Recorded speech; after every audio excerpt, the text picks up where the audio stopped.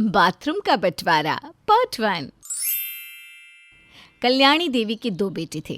बड़े बेटे की शादी को 1 साल बीत चुका था, तो वहीं अब छोटे बेटे को शादी कर कल्याणी और उसका पति सुखदेव अपनी जिम्मेदारी पूरी कर देते हैं।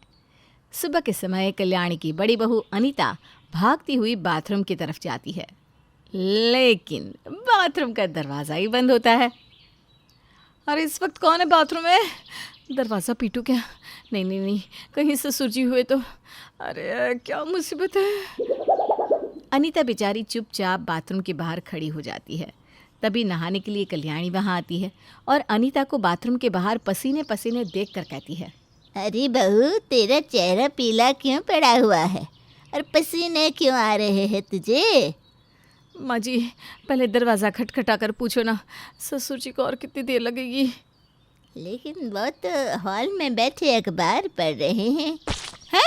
तो फिर बाथरूम में कौन है? पिछले 15 मिनट से यहीं खड़ी हूँ, अब तो कंट्रोल ही नहीं हो रहा। तभी बाथरूम का दरवाज़ा खुलता है और अंदर से कल्याणी का छोटा बेटा अनुज बाहर आता है। तो अनीता गुस्से में उसे साइड करती हुई अंदर जाती है, तो एकदम से बाहर आकर कहती है, तीवर जी, ये क्या हरकत है? आप फ्लैश क्यों नहीं करते? आपसे तो बाद में निपटती हूँ। वो जोर से दरवाज़ा बंद करती है। अनुज और कल्याणी पीछे हट जाते हैं। लगता है मैंने निकलने में ज़्यादा देर कर दी, इसीलिए भाभी ने ऐसा बर्ताव किया। नालायक, तो फ्लश क्यों नहीं करता? अभी तेरे किए कराए पर बहू पानी फेरे अच्छा लगता है क्या? हाँ, पायल आ रहा हूँ। माँ मैं जाता हूँ, पायल बुला रही हैं। पर मुझे तो कोई आवाज़ नहीं आई। अनुज नजरें चुराते हुए वहाँ से चला जाता है। कुछ ही देर में सभी नाश्ते के लिए बैठते हैं, तो अनीता अपना गुस्सा दिखाते हुए टेबल पर प्लेट पटकती है। तभी घर की छोटी बहू कहती है, अरे दीदी, बर्तन क्यों पटक रही हो? कुछ कहना है तो मुंह से कह लो। कहना तो बहुत कुछ है, लेकिन कहूँगी इतना ही कि देवर जी को बाथरूम का इस्तेमाल करना अच्छे से सिखा दो तो अच्छा रहेगा। भाभी सॉरी ना, मैं फ्लश करना भूल गया था, आगे से ध्यान रखूँगा। वाह देवर जी, खाना खाकर पानी पीना तो भूलते नहीं, फिर ये काम क्यों भूल जाते हो? सही तो कह रही है पायल। अरे शांत हो जाओ तुम सब। खाने पर बैठे हो लेकिन बातें बाथरूम की कर रहे हो। ऐसे में भला खाना अंदर कैसे जाएगा? सुखदेव के कहने पर सभी शांत हो जाते हैं और चुपचाप खाना खाने लगते हैं। कल्याणी और सुखदेव ने घर तो अच्छा बनाया था, लेकिन दिक्कत एक ही थी कि बाथरूम एक ही था, जिसके चलते बाथरूम को लेकर घर के सदस्यों में अनबन होती रहती थी।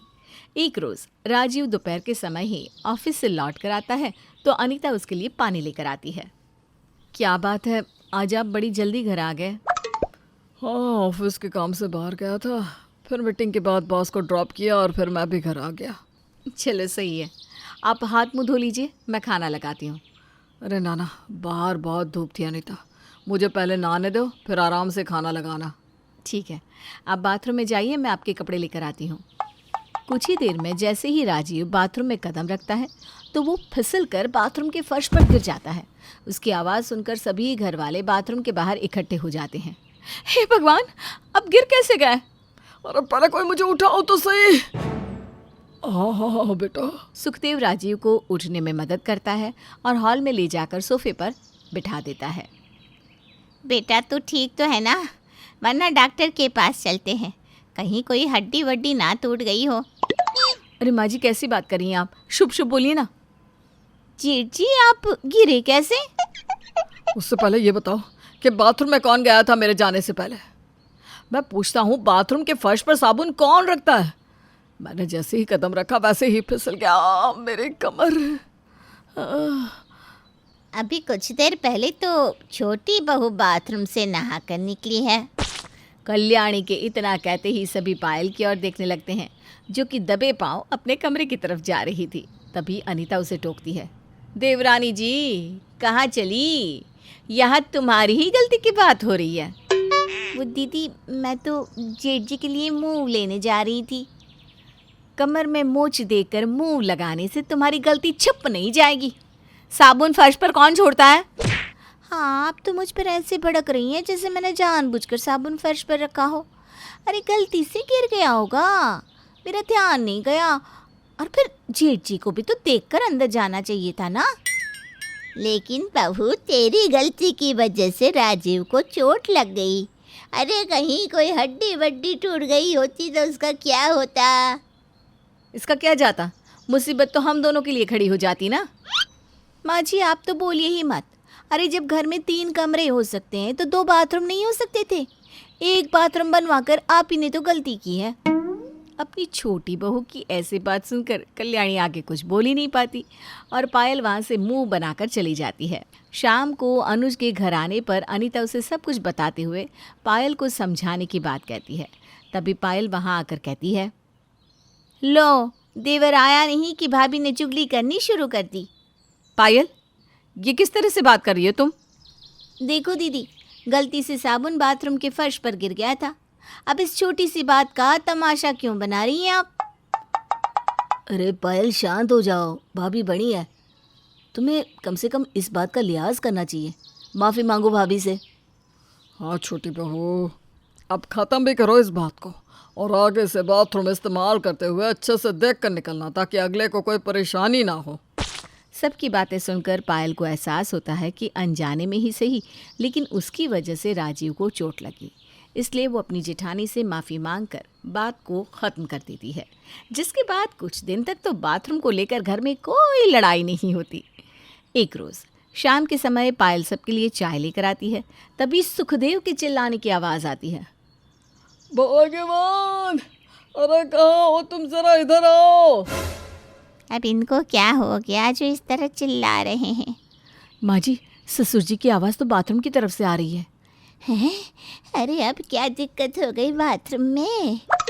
तभी सभी बाथरूम की तरफ जाते हैं और देखते हैं कि बाथरूम के फर्श पर बाल बिखरे होते हैं। ये देखकर कल्याणी अपनी बहुओं को घूरती है, माँ जी ये बाल मेरे नहीं है। माँ जी ये बाल मेरे नहीं है। तो क्या मेरे हैं? माँ जी ये ना दीदी के ही बाल होंगे, मैंने देखा है इनके बाल ना बहुत झड़ते हैं। अरे वो तो 2 महीने पहले की बात है देवरानी जी, अब तो 4 दिन पर भी कंघी करने पर मेरे बाल नहीं झड़ते। ये तुम्हारा ही किया धरा है। और इस तरह कुछ दिनों की शांति फिर से भंग हो जाती है और कल्याणी की दोनों बहुओं में बाथरूम में टूटे बाल किसके, इस बात को लेकर लड़ाई होती है। सुखदेव वहाँ से परेशान होकर चला जाता है। वहीं कल्याणी दोनों को किसी तरह शांत कर अपने कमरे में जाने को कहती है। बस बहुत हुआ, बाथरूम के चक्कर में मैं और बातें अब बर्दाश्त नहीं कर सकती। दीदी ने तो आज हद ही कर दी। अरे एक बार साबुन बाथरूम के फर्श पर क्या रह गया, ये तो हर बात के लिए मुझे ही जिम्मेदार ठहराती है।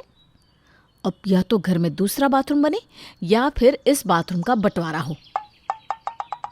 तो दोस्तों, बाथरूम की वजह से घर में हो रही लड़ाई के चलते क्या घर में बाथरूम का बंटवारा होगा या फिर इस समस्या का कोई समाधान निकलेगा, जानेंगे हम कहानी के अगले भाग में।